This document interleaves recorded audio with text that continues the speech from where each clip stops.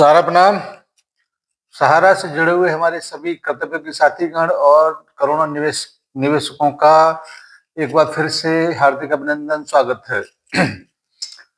साथियों, सबसे पहले तो मैं आपसे क्षमा चाहता हूं कि कल का जो वीडियो मैंने जो डाला था उसका ऑडियो थोड़ा ठीक नहीं था, मगर वो अपलोड करने के बाद में उसके बारे में कुछ लोगों ने लिखा, शायद माइक में कोई दिक्कत हो गई होगी, इसकी वजह से पता नहीं चला।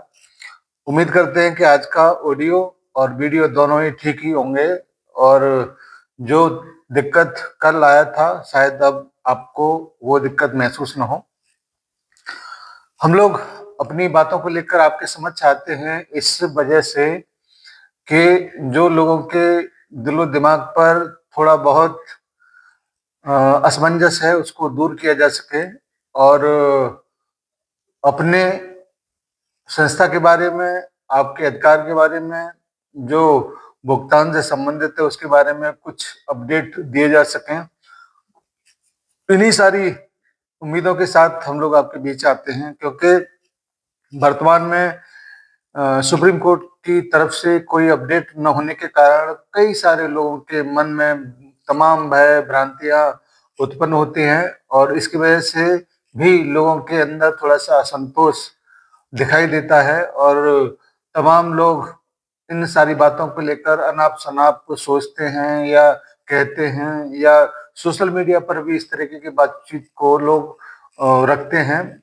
मैं आप लोगों से बहुत ही आदर के साथ, विनम्रता के साथ इस बात को जरूर कहना चाहूंगा कि देखिए, किसी भी पक्ष को आप तब तक आंकलन नहीं कर सकते जब तक वो डिसाइडेड मोड पे न पहुंच जाए। आज ये बात सही है कि हिंदुस्तान भर में सहारा को लेकर तमाम तरीके की विसंगतियां, तमाम तरीके की बातचीत लोगों के मध्य से होती है, लेकिन मैं आपको ये जरूर कहना चाहूंगा, और शायद मैं इस बात को मानता भी हूँ कि सुप्रीम कोर्ट हिंदुस्तान का सर्वोपरि पावर रखता है और उसके बारे में किसी प्रकार की कोई बात, कोई भी अनर्गल चीजें किसी प्लेटफॉर्म पर नहीं होती हैं और नहीं करनी चाहिए, क्योंकि जिस देश का सर्वोच्च अदालत अगर किसी प्रकार से उसकी आलोचना होती है तो निश्चित रूप से ये बिल्कुल हमारे देश के व्यवस्था के लिए ठीक नहीं है। कुछ ऐसी बातें होती हैं, कुछ ऐसी कारण होते हैं जिसके बारे में फिलहाल हम लोग नहीं जानते, लेकिन जिस टाइम पर उसके बारे में पता लगता है तो ऐसा प्रतीत होता है कि शायद ये न्यायोचित ही था कि थोड़ा बहुत विलंब हुआ। इस मामले में भी ये कारण अब अभी तक पता नहीं है कि ऐसा सहारा और सेबी के मामले में या सहारा भुगतान से संबंधित जो भी समस्याएं हैं उसके बारे में ऐसा क्यों हो रहा है और किस कारण से हो रहा है। अभी तक क्यों इसका समाधान नहीं हो पाया, लेकिन जिस दिन इसके बारे में पता चलेगा निश्चित रूप से हम और आप इस बात को महसूस करेंगे कि शायद थोड़ा सा विलंब हुआ है, लेकिन दुरुस्त हुआ सब कुछ। और ये तभी पता चलेगा जब आने वाले समय में जो चीजें सामने आएंगी, क्योंकि जहां तक मेरा अपना सोचने का तरीका है, विषय है, उसको मैं थोड़ा सा एनालिसिस जरूर करता हूं, क्योंकि मेरे दिलो दिमाग पर इस बात को लेकर कतई शंका नहीं है कि हमको या आपको न्याय नहीं मिलेगा। थोड़ा विलंब जरूर हुआ है, विलंब थोड़ा हो भी रहा है, लेकिन जिस दिन इसका समाधान होगा उस दिन आपके समस्त प्रकार के जो भी समस्याएं हैं वो बिल्कुल समाप्त हो जाएंगी, क्योंकि समस्याएं या बिल्कुल खत्म होने वाली बातचीत तब होती है जब व्यक्ति की जेब में कुछ होता नहीं, यानी कि वो बिल्कुल निहायत एक तरीके से बैंक में कोई धन नहीं है, हमारे जेब में धन नहीं है, हमारे घर में धन नहीं है, तो निश्चित रूप से इस बात को कहा जा सकता है कि अब ये व्यक्ति कुछ कर नहीं सकता। लेकिन उसके पास बहुत सारी संभावनाएं हैं, बहुत सारा बैंक बैलेंस है, बहुत सारा बैंक लैंड है, तो फिर निश्चित रूप से कुछ न कुछ कारण तो जरूर रहे होंगे इस देरी के, और ये सब कुछ सुप्रीम कोर्ट की सुनवाई के बाद ही पता चलेगा, क्योंकि सुप्रीम कोर्ट की सुनवाई जिस दिन हुई थी उस दिन से लेकर आज तक बीच में कोई किसी प्रकार का दिशा निर्देश कहीं से प्राप्त नहीं हुआ है।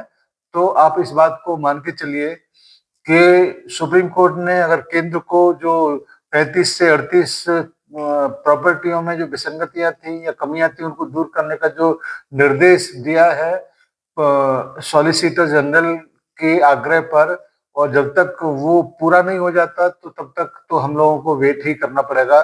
इस बीच तमाम लोग तरह तरह की बातचीत, तरह तरह के विचारों को लेकर सोशल मीडिया पर अपनी उपस्थिति को बनाए हुए हैं। मैं तो केवल इतना ही ये कहूंगा कि सुप्रीम कोर्ट के ऊपर भरोसा बनाए रखा जाए।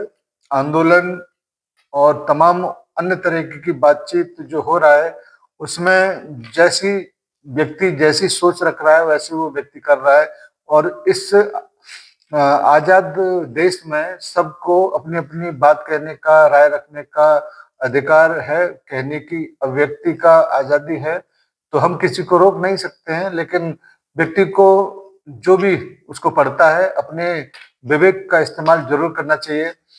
हम भी आप लोगों से आग्रह करते हैं कि जब भी हम लोगों का वीडियो आप लोगों को मिलता है, जो भी बात कहा जाता है उस पर भी आप लोग विवेक का इस्तेमाल करिए, क्या सही है क्या गलत है उसका आंकलन करिए, तभी कोई डिसाइड करिए। क्योंकि हमने कभी किसी, चाहे वो न्यायालय हो, चाहे वो सरकार हो, चाहे संस्था हो, किसी के भी नियमों का उल्लंघन करने का बात नहीं कहा है।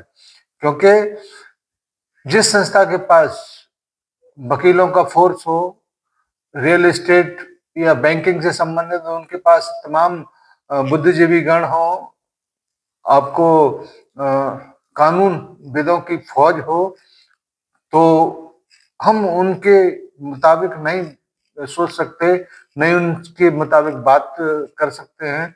लेकिन संस्था के माध्यम से जब कोई डिसीजन अगर लिया जाता है या लिया गया है तो निश्चित रूप से परिणाम वर्तमान में भले ही उसके आपको देखने को मिले, लेकिन आने वाले समय में उसके परिणाम जरूर देखने को मिलेंगे, इसकी हमको जरूर उम्मीद है। इसीलिए आप सभी से हमारा ये जरूर आग्रह है कि आपके भुगतान से संबंधित देरी है, लेकिन निश्चित रूप से वो भुगतान होगा और निश्चित रूप से उसका भुगतान होना ही है। थोड़ा जो भी इसमें देरी हो रहा है, कुछ कमियां हैं, उन कमियों को दूर करने की वजह से हो रहा है। भुगतान की 100% गारंटी इस वजह से है क्योंकि देने के लिए संस्था के पास बहुत कुछ है। इसीलिए ज्यादा लोगों को इधर उधर देखने का, इधर उधर सोचने का जरूरत नहीं है। केवल और केवल सुप्रीम कोर्ट के आदेश के इंतजार की ही बात है। और ये लगता है कि पूरा संस्था, पूरा समूह कर रहा है, और जिस दिन इस पे काम होना शुरू हो जाएगा उस दिन समस्त समस्या का समाधान भी हो जाएगा। हम लोग आपके साथ इन बातों को लेकर और जो भी जानकारी हम लोगों के पास उपलब्ध होगी उनको लेकर बहुत सजग हैं, और जैसे ही हमको कोई जानकारी मिलता है आपके बीच में आने का कोशिश करेंगे। और बीच बीच में जो भी हमारे पास थोड़ा बहुत जानकारी आता है उसको भी हम लोग शेयर करने का कोशिश करेंगे। मगर आपसे मेरा ये आग्रह है कि आप जो भी वीडियो हम लोगों का मिलता है आपके बीच में, ऐसे लोगों तक जरूर पहुंचाइए जो अपने मन में थोड़ा बहुत गलत विचारों को रख लेते हैं और उनको लगता है कि कुछ होगा नहीं। तो मैं सभी से ये धैर्यपूर्वक जरूर कहना चाहूंगा कि निश्चित रूप से होगा, केवल और केवल सुप्रीम कोर्ट के कार्रवाई का इंतजार है। धन्यवाद सभी को, और सभी साथियों को सादर सारा प्रणाम। जय हिंद, सादर सारा प्रणाम। शुरुआत तो ये पूरी कहानी 2005 से हुई। एक बड़ी लंबी कहानी, लंबी मतलब शॉर्ट में। अगर हम गलत नहीं हैं तो वो आपका पत्र जो आपने राष्ट्रपति उस वक्त के लिखा था, क्या ये वही कहानी है? कुछ अभी वो नई एक बात नहीं शुरू करो तो अच्छा है। अभी ऐसे ही बहुत कुछ लड़ाई चल रही है, वो एक नया फ्रंट ओपन हो जाएगा, कभी उस बात को भी हम सामने लाएंगे। लेकिन क्या आपको लगता है सुब्रत रॉय जी कि वो जो आपका खत लिखना था वो उसका बदला आपसे कई चीज मिल गया इसमें। 2005 से शुरू हुआ रिजर्व बैंक में, सेबी में कुछ नहीं था उस समय जी। रिजर्व बैंक में हम लोग आरएनबीसी बहुत अच्छा चल रहा था। इवन गवर्नर ने कहा था आरएनबीसी बहुत अच्छी चीज है, क्योंकि आरएनबीसी में फाइनेंशियल इंक्लूजन था। हम लोग गरीब लोग मतलब बहुत अच्छा योजना था, बहुत अच्छी तरह चली थी। 2008 में लाके इन लोगों ने हमें बड़ा गलत तरीके से, एकदम फिल्मी तरीके से प्रोहिबिशन ऑर्डर डाल दिया। प्रोहिबिट ऑर्डर मतलब पूरे हिंदुस्तान में फैला, मतलब मीडिया में जाता है, और ये होता है जब तुरंत बंद करो सबका पेमेंट कर दो, ये होता है प्रोहिबिट ऑर्डर। हम गए हाईकोर्ट ने तुरंत हमको सपोर्ट किया और बल्कि एक स्ट्रिक्चर दे दिया आरबीआई को, ये गलत करे, हाई हैंडेडनेस आपका।